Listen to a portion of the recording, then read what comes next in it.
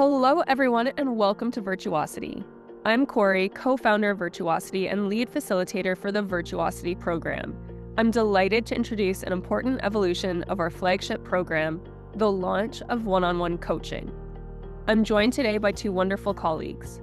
Mary is the co-founder of Virtuosity, a distinguished professor of strategic leadership, a leading voice in character, and co-facilitator of the Virtuosity Program. Randa is leading our new coaching initiative, bringing deep experience as an executive coach and leader character practitioner. At Virtuosity, we already focus on applied character development. Through daily practice in the app and through our program sessions, we help you connect character to real decisions, relationships, and leadership challenges. But deep character development benefits from additional individualized support. Growth accelerates when people have dedicated space to examine their patterns and work through challenges that are uniquely their own. That's where coaching comes in. One-on-one coaching provides personalized support for the kind of development we're pursuing in this program. It offers a fresh, informed perspective, working with a trained professional who brings both coaching expertise and a deep understanding of character development. Coaches help surface blind spots, challenge assumptions, and dive more deeply into how character shows up in the tensions you're navigating. Coaching isn't about fixing problems or prescribing answers. It's about creating a thoughtful, confidential space for reflection, exploration, and intentional choice. Within the Virtuosity Program, coaching is designed to complement your daily character practice and our collective learning, helping you go deeper into application so development becomes more intentional, grounded, and actionable. With that framing, let's explore what coaching looks like in this program and how you can make the most of it. Mary, from a program design and research perspective, why does one-on-one coaching meaningfully complement the Virtuosity system of daily practice and group sessions? Corey, what I love about the Virtuosity program is the pioneering efforts to imagine not just the character gym, but the entire system that anticipates and embraces character as habit development.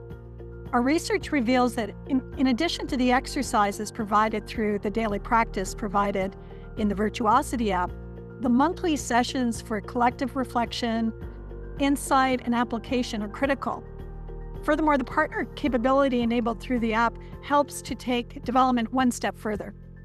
The one-on-one coaching session with certified coaches in character development offer a deeper dive, as Randa will describe. Now, it's interesting that a meta-analysis of empirical studies on coaching effectiveness published in the Academy of Management Learning and Education, which is our top pedagogical journal in the field of management studies, found, and I quote, significant support for the effectiveness of coaching as a tailored form of personal and organizational development for leaders and others in organizations. It supports a long-standing debate that management learning and organizational development should be more tailor-made, customized, and flexible in the current VUCA world, unquote. Furthermore, for our data-driven decision makers, the research and numbers speak for themselves. According to a 2023 International Coaching Federation report, there's a strong correlation between coaching and increased employee engagement and retention, with up to 70% reporting performance gains. Also, a global PricewaterhouseCoopers survey finds an average ROI of 7 times the initial investment in coaching. Overall, we see coaching to be an important piece of the character development puzzle. And Mary, what kinds of development, especially around judgment, trade-offs, and tension between character dimensions, are best supported through confidential individual coaching? A key aspect of character and its development is that what could be virtuous strength can manifest as an excess vice, for example, when not supported by other dimensions. And because most of us are unaware of the architecture of character and how it's developed, and because many of the contexts we find ourselves in tend to overweight some dimensions and underweight others, we often have character imbalances. Now, these are tough to see, not just because we lack an understanding of character, but because research, like Tasha Urich's research on self-awareness, shows that 95% of people believe they're self-aware and only 10 to 15% are. And then this is compounded by the intention-behavior gap, where we judge ourselves on our intentions while others assess us on our observable behaviors, and there's actually, quite a big gap there. As Randa will describe, one-on-one coaching really helps to explore the blind spots we have and what we can do about them. Many of the blind spots surface in other parts of the Virtuosity program, whether that be daily practice, the monthly sessions, or the peer interaction.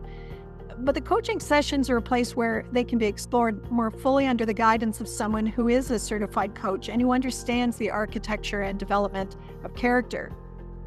What I love about character development is that it offers a clear pathway for development, so that coaching isn't simply about identifying the blind spots, but navigating how to strengthen character.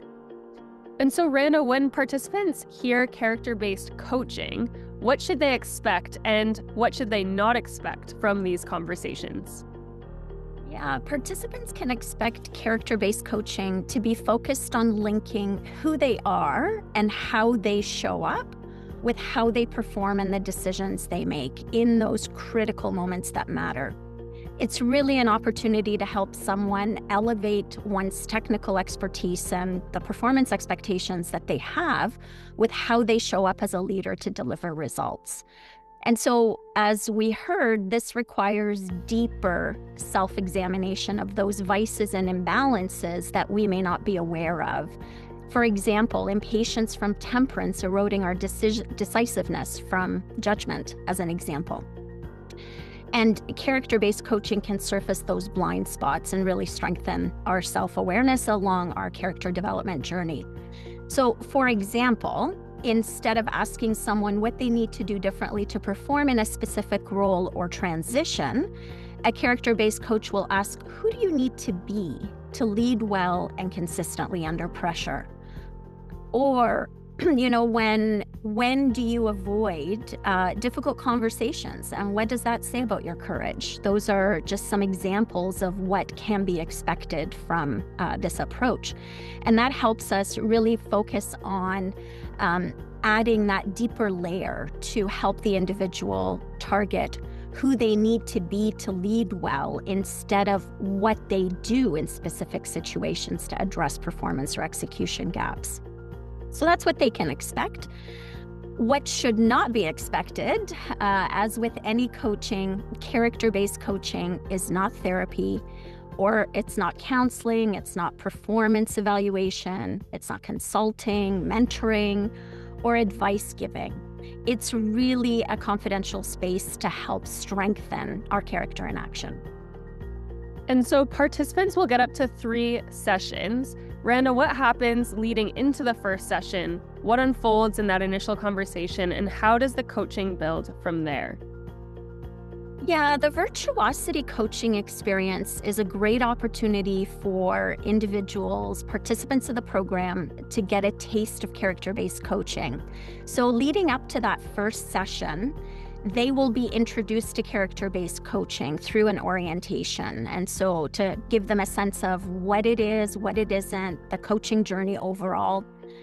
From there, the coach and the participant are then matched after that introduction, and they will coordinate to schedule their first meeting. The participant will also need to review their leader character profile to identify 1 to 2 development priorities that they want to focus on during the coaching before that first meeting. So that's an opportunity for them to explore the vices that are showing up in their profile. Right? Do they want to develop their courage and focus on having difficult conversations directly and constructively rather than avoiding them? Do they want to develop their judgment by integrating multiple perspectives to improve their decision-making? Do they want to respond rather than react under pressure to strengthen their temperance? We see a lot of that in character-based coaching. And so that initial conversation becomes an opportunity for the coach and the participant to connect, to contract their engagement, which will focus really on coaching scope, confirming the character development priorities for the individual, and really aligning on cadence of meetings. When will the session dates be held, and so on. And then coaching may or may not unfold during that first session, but that's all dependent on how the conversation goes. So really that first meeting sets the stage for the coaching focus and the outcomes that the participant wants to focus on. And we begin the lead up to that well in advance of that first meeting. And so, Randa, to do a deeper dive on that first session, could you walk us through a typical first coaching session? So how goals are set, how the leader character profile is used, and what participants usually leave with after that conversation? Great question, Corey. And that's important for individuals to really get a sense, especially for those that haven't gone through coaching, what happens in a first coaching or in a typical coaching session. And so one of the things I'll say up front is while coaching is a partnership between the coach and the participant, it is the participant who's in the driver's seat, and they're the ones that confirm the coaching focus they want to explore for each session. The coach uses questioning, active listening, and really guided reflection to help the participant examine and dig deeper into their reflection. So with that, the participant will bring a real moment to explore a leader character vice that they want to examine. And then through guided reflection, they can examine their own patterns in their decisions, their reactions, relationships, helping them to notice gaps really between their intention and behavior and overall impact, as Mary talked about earlier, right? And this is where coaching challenges the individual's assumptions to help them surface blind spots, help them prepare more aligned responses, especially in those high-stakes situations and moments that matter. And before closing each session, there's an opportunity for the participant to pause and reflect on their reflections and learnings during the coaching and how that reflection can help them really identify commitments they want to make that are specific to character-driven actions that they will take before the next coaching session. So essentially, each coaching session has a beginning, a middle, and an end. So it's an opportunity for the participant to explore real leadership moments or challenges, those vices that they want to unpack, examine how those are impacting how they're showing up, which is the character reflection, and then help them to explore options to build habits and really focus on strengthening their intentional choices. And before leaving every session, translating those insights into character-aligned habits they can test in the real world and start to slowly build on those habits. Based on this structure, Randa, what does it look like for participants to use coaching well, both in how they show up to sessions and how they follow through between conversations? Yeah, as mentioned earlier, while coaching is a partnership, that individual, the participant, is in the driver's seat, is the driver. And the coach is really riding the shotgun, right? They're the ones asking questions, helping the individual to surface blind spots, and they're not grabbing the wheel. The driver, the participant continues to be the driver of that vehicle. And so with that analogy in mind, it's important for individuals and participants coming through coaching to confirm the priorities and the pace that they want to put in place, right? So coaching is with them. It's not for them. So they sit in the driver's seat. They own their decisions. They own their own actions and follow through between sessions. So they need to keep their hands on the wheel. They need to be honest in bringing real experiences, real challenges, real vices and reflections. And it's important for them to stay present in the moment without distractions. So they need to pay attention to the road and be aware of what's happening within them and around them. And then when blind spots become clearer for them, it's important as the driver for them to decide really whether or even how to address these blind spots, these insights that are coming up for them. Just like a driver will decide, they'll decide what to do when they run into detours or traffic jams. And so with that, growth comes from their willingness to reflect to practice, to apply insights into their daily moments, which is really analogous to them stopping to refuel the car. Because when we're refueled and are intentional with exploring who we're becoming, not just what we're doing, our character-based behaviors become habits. And those habits show up in our behaviors that ultimately guide our decisions, impact our overall performance and well-being, and really that others can visibly see, and we start to foster that trust. And final question for you, Randa, what kind of concerns or misconceptions do participants often bring into coaching, and how do you help reframe those early on? Yeah, Corey, this is an important question to unpack, and that's why we've been intentional with the structure of the Virtuosity coaching experience. One of the most important misconceptions is that character-based coaching is about judging or fixing someone's character. People worry it's personal, that it's abstract, or even somewhat uncomfortable. And, someone's previous coaching experience may have been more about advising, consulting, or mentoring and not real coaching. And also in some environments, there's a focus on results over reflection and behaviors. And then they carry that as an assumption that character is static and really will go unnoticed when things aren't going well, or when things are going well, pardon me. And so we reframe these hesitations by making clear that it's not evaluative, it's developmental. It's longer term, right? It's not a quick fix. And we focus on how character shows up in our everyday moments, in the decisions we make under pressure, how feedback is given or avoided when it's tough feedback, as we often see, how trust is built or eroded based on how we show up. And so we reinforce that progress is measured through behavioral shifts, consistent habits that can lead to leadership impact and performance gains, as Mary shared earlier.